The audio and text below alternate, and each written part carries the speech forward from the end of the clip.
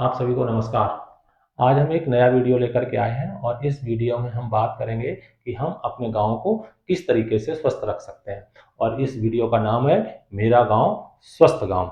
तो अब हम जानते हैं कि हमें अपने गांव को स्वस्थ रखना है, तो उसमें हमें क्या क्या कार्य करने होंगे ताकि हमारा गांव स्वस्थ रह सके। हम जानते हैं कि स्वस्थ गांव क्यों आवश्यक है, क्योंकि आप जैसा देख रहे हैं कि सस्टेनेबल डेवलपमेंट गोल्स के गोल नंबर 3, 2, 4, 5, 6 और 12, ये जो सस्टेनेबल SDG जिसको बोलते हैं सस्टेनेबल डेवलपमेंट गोल्स का सीधे सीधे हमारे मेरा गांव स्वस्थ गांव से जुड़े हुए हैं। अब इसमें गोल नंबर 2 है जीरो हंगर की बात करता है, गोल नंबर 3 है गुड हेल्थ एंड वेलबींग की बात करता है, गोल नंबर 4 क्वालिटी एजुकेशन है, गोल नंबर 5 जेंडर इक्वलिटी है, goal number 6 clean water and sanitation है, गोल नंबर 12 जो है रिस्पॉन्सिबल कंजम्पशन एंड प्रोडक्शन। तो ये जो गोल्स हैं, 6 गोल्स हैं, ये कहीं ना कहीं हमारे स्वस्थ गांव से जुड़े हुए हैं। तो इसीलिए आवश्यक हो जाता है कि हमें अपने गांव को स्वस्थ रखना है।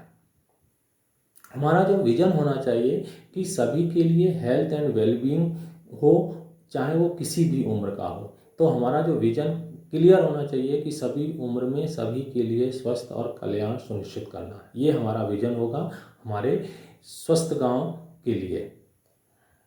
अब इसमें स्थानीय स्तर पर हम अपने गोल्स रख सकते हैं कि सभी के लिए प्राथमिक स्वास्थ्य देखभाल, चिकित्सा देखभाल और स्वास्थ्य सुविधाओं का प्रावधान उपलब्ध करवाना है।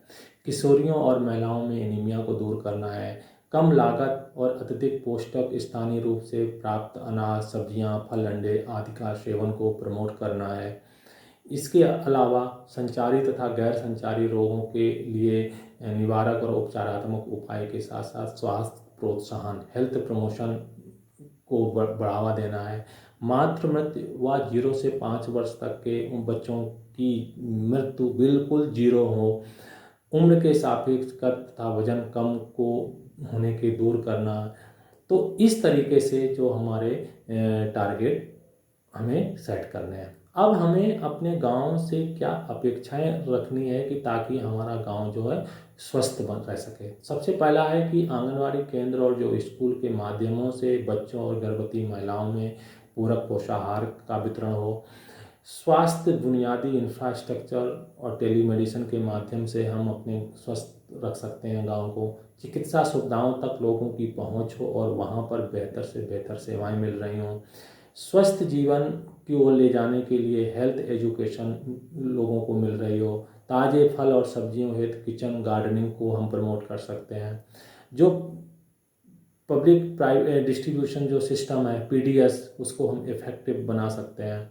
इसके अलावा जो कनेक्टिविटी रोड हैं उनको बेहतर बनाने के लिए हम प्रयास कर सकते हैं।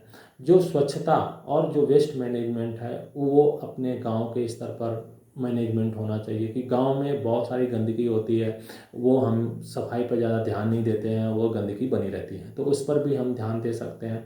और क्लीन वाटर, लोगों को स्वच्छ पानी उपलब्ध हो। तो इस तरीके से हमारे गांव से मिलकर के एक ये जो अपेक्षाएं हैं उनकी पूरी की जा सकती हैं, जिससे कि मेरा गांव और स्वस्थ गांव जो है उसकी कल्पना पूरी हो सकती है। इसके अलावा इसमें ग्राम पंचायत की क्या भूमिका हो सकती है। उसमें पहली है कि विवाह तथा गर्भावस्था की उचित उम्र के बारे में लोगों को जागरूक करना। किशोर स्वास्थ्य जिसमें एडोलसेंट हेल्थ है उस पर भी कार्य किया जा सकता है, जिसमें पोषण परामर्श, सैनिटरी नैपकिन का उपयोग और सुरक्षित निपटान। माताओं और बच्चों का पूर्ण टीकाकरण पर काम किया जा सकता है। संचारी रोग हैं TB, डेंगू, मलेरिया और इसके अलावा और भी रोग हैं, उन पर जागरूकता, उनकी रोकथाम कैसे की जा सकती है और यदि कोई इससे अफेक्टेड है तो उसकी उपचार।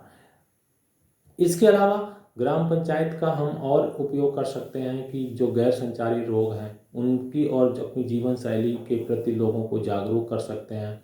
वृद्धावस्था देखभाल और बच्चों और महिलाओं के पोषण पर भी कार्य किया जाता है।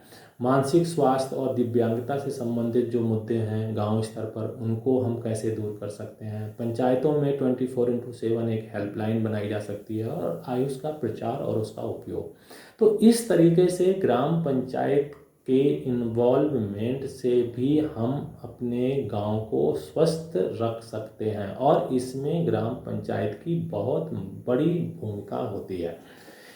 अब लोकल स्तर पर बहुत सी समितियां बनी होती हैं, लेकिन उन समितियों को सही तरीके से हम उपयोग नहीं कर पाते हैं, जिस कारण से क्या होता है कि वो समितियां तो केवल नाम की होती हैं, लेकिन हम उन्हें अच्छी तरीके से यदि यूज करते हैं तो हम अपने गांव में बेहतर कार्य कर सकते हैं। अब जैसे जन आरोग्य समिति है, अभी ग्राम स्वास्थ्य एवं स्वच्छता एवं पोषण समिति है, ग्राम जल एवं स्वच्छता समिति है, आंगनवाड़ी निगरानी समिति है, इसके अलावा एसएचजी बने हुए हैं, स्कूल में भी समिति बनी होती है। तो इन समितियों को एक जगह ला करके इनकी क्षमता वर्धन की जा सकती है, इनसे कार्य में कैसे इन्वॉल्वमेंट बढ़ाया जाए उसके बारे में भी कार्य किया जा सकता है। इसके अलावा हम बिना लागत या कम लागत की कुछ गतिविधियां होती हैं जो गांव स्तर पर इफ़ेक्टिव तरीके से कर सकते हैं, जिसमें हम कैंप का एक लगा सकते हैं। इसमें क्या होगा कि हम लोगों के जो रोग की शीघ्र पहचान हो जाएगी, उनका डायग्नोस हो जाएगा और उनका ट्रीटमेंट टाइम पर मिल जाएगा। अब एक और है कि जब कोई बच्चा पैदा होता है तो बच्चे के नाम पर एक पौधा लगा सकते हैं। उससे क्या होगा कि गांव में पौधे भी लगेंगे और एक अपनी ऑनरशिप भी आ जाएगी कि हाँ, ये हमारे बच्चे के नाम का पौधा है, अब हमें इसे पानी देना है, इसको बड़ा करना है।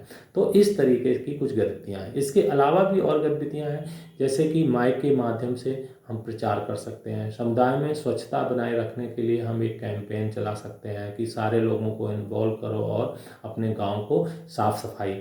इसके अलावा जो स्वस्थ बेबी शो का हम कभी महीने में या 6 महीने में एक स्वस्थ बेबी शो का आयोजन कर सकते हैं।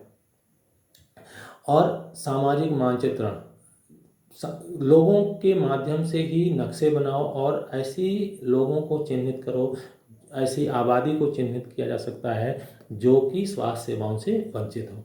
इसके अलावा हम बहुत सारे डिपार्टमेंट के जो कार्मिक होते हैं उनके साथ एक बैठक कर सकते हैं और इसके अलावा सोशल ऑडिट भी हो सकता है कि उससे क्या होगा कि जनता का हमारे कार्य के प्रति उनका इन्वॉल्वमेंट बढ़ेगा। अब किशोर स्वास्थ्य पर टॉक शो या कार्यशाला गांव स्तर पर रख सकते हैं। हम वहाँ पर इस तरह की छोटी छोटी से एक्टिविटी हैं जिसमें कोई भी पैसा ज़्यादा नहीं लगना है और इन गतिविधियों से हम करके लोगों के अंदर एक मानसिकता में बदलाव ला सकते हैं कि वो भी स्वास्थ्य के प्रति और अपनी वेलबींग के प्रति जागरूक हों। इसके अलावा आप गांव स्तर पर बच्चों के माध्यम से या ग्राम पंचायत के माध्यम से आप वॉल पेंटिंग करा सकते हैं। उसमें अच्छे अच्छे स्वास्थ्य से संबंधी मैसेज लिख सकते हैं कि जिससे कि लोगों को पता चले कि हमारा गांव जो है वो स्वस्थ गांव बनने जा रहा है।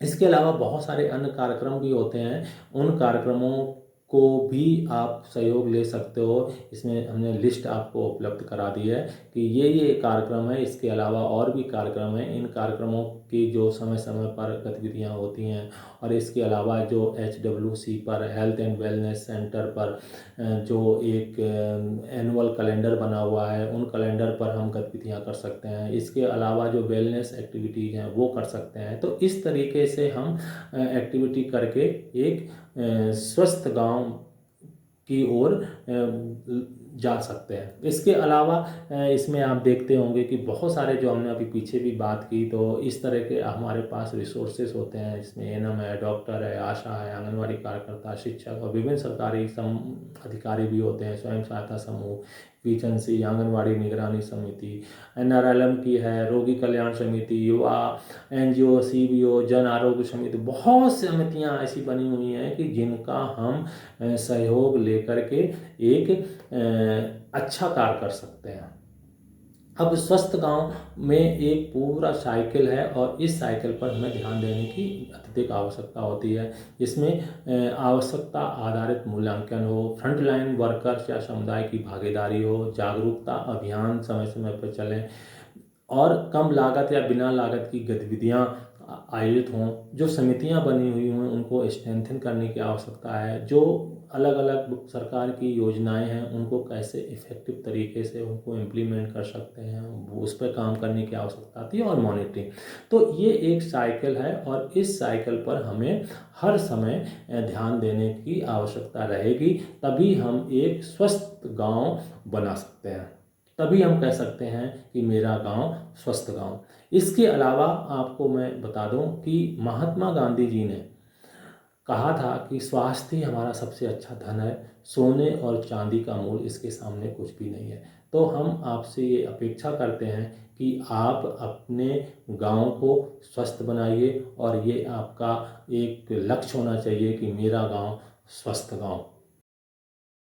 अब आप समझ गए होंगे कि अपने गांव को स्वस्थ रखने के लिए हमें क्या-क्या कार्य करने होंगे, और उन कार्यों को करने से हमारा गांव किस तरीके से स्वस्थ रह सकता है। तो इसी के साथ मस्त रहें, स्वस्थ रहें। जय हिंद।